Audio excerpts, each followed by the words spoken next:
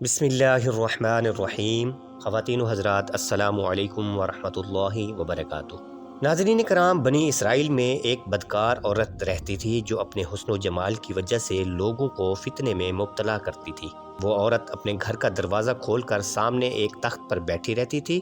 جو شخص بھی اسے دیکھتا وہ اس کی آزمائش میں مبتلا ہو جاتا۔ ایک مرتبہ اس بدکارہ عورت کے گھر کے سامنے سے ایک نیک عابد شخص کا گزر ہوا۔ جب اس کی نگاہ اس عورت پر پڑی تو وہ عابد شخص اس بدکارہ عورت کے عشق میں مبتلا ہو گیا اور اس کو حاصل کرنے کے لیے دل ہی دل میں کوشش کرنے لگا، یہاں تک کہ اس کے پاس جو کچھ سامان تھا سب کچھ فروخت کر کے اس عورت کے حصول کے لیے جتنے دینار کی ضرورت تھی ان کو جمع کیا اور اس بدکار عورت کے گھر آ گیا اور اس کے مقرر کردہ پیسے اسے دے دیے۔ اس فحشہ عورت نے اپنے آپ کو سنوارا اور اپنے گھر میں موجود ایک پلنگ پر بیٹھ گئی۔ جب اس عابد نے اپنا ہاتھ اس فحشہ عورت کی طرف بڑھایا تو عابد کے دل میں یہ بات بیٹھ گئی کہ اللہ تبارک و تعالی اس کی یہ حالت دیکھ رہا ہے۔ یہ بات سوچ کر اس کے دل میں خوف پیدا ہو گیا، اس کے جسم پر کپ کپی طاری ہو گئی اور اس کا رنگ متغیر ہو گیا۔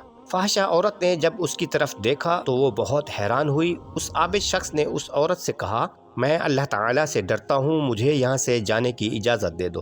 عورت نے کہا، تیرا برا ہو، جو کچھ تمہیں ابھی میسر آیا ہے ہزاروں لوگ اس کی آرزو کرتے ہیں۔ اس عابد شخص نے کہا، میں اللہ تعالیٰ سے ڈرتا ہوں، جو رقم میں تیرے سپرد کر چکا ہوں اسے تو اپنے پاس رکھ لے، بس مجھے صرف باہر نکلنے دے۔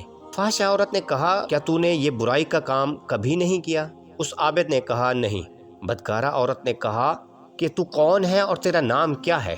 عابد شخص نے اسے اپنے گاؤں اور اپنا نام بتا دیا تو اس عورت نے اسے باہر جانے کی اجازت دے دی۔ چنانچہ وہ عابد وہاں سے چلا گیا۔ عابد کے اس عمل کی وجہ سے اس فحشہ عورت کے دل میں خوف خدا پیدا ہو گیا۔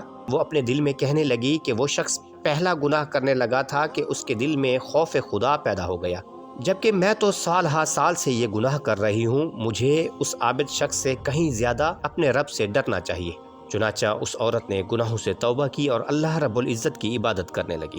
ایک دن اس عورت کے دل میں خیال آیا، کیوں نہ میں اس نیک شخص کے پاس چلی جاؤں، شاید وہ مجھ سے نکاح کر لے اور میں اس سے دین کے معاملات سیکھوں۔ چنانچہ اس نے رخت سفر باندھا، سامان اٹھایا، خادم اپنے ساتھ لیا اور اس کے گاؤں آ پہنچی جہاں عابد رہتا تھا۔ عابد کو عورت کے بارے میں خبر دی گئی کہ بستی میں ایک خاتون تمہارے بارے میں پوچھ رہی ہے۔ عابد شخص جب آیا اور عورت نے جو ہی اسے دیکھا تو اپنے چہرے سے پردے کو ہٹا دیا تاکہ وہ عابد شخص اس کو پہچان سکے۔ جب عابد شخص نے اسے دیکھا تو پہچان لیا اور اسے وہ سارا منظر یاد آ گیا جو عورت اور اس کے درمیان رونما ہو چکا تھا۔ اس نے ایک چیخ ماری اور اس کی روح پرواز کر گئی۔ عورت بہت غمزدہ ہوئی اور کہنے لگی، جس کے لیے آئی تھی وہ تو مر گیا ہے۔ پھر اس عورت نے پوچھا، کیا عابد شخص کے خاندان کا کوئی ایسا شخص ہے جو نکاح کا خواہش مند ہو؟ لوگوں نے اس عورت کو بتایا کہ اس کا ایک نیک بھائی ہے لیکن وہ تنگ دست ہے۔ عورت نے کہا، کوئی حرج نہیں، میرے پاس مال و دولت ہے۔ تو اس عابد شخص کے بھائی نے اس عورت سے نکاح کر لیا اور ان کے ہاں 7 بچے پیدا ہوئے اور سارے کے سارے بنی اسرائیل میں انبیاء کرام ہوئے۔ اللہ کریم ہمیں ہر برے عمل سے بچنے کی توفیق عطا فرمائے، آمین۔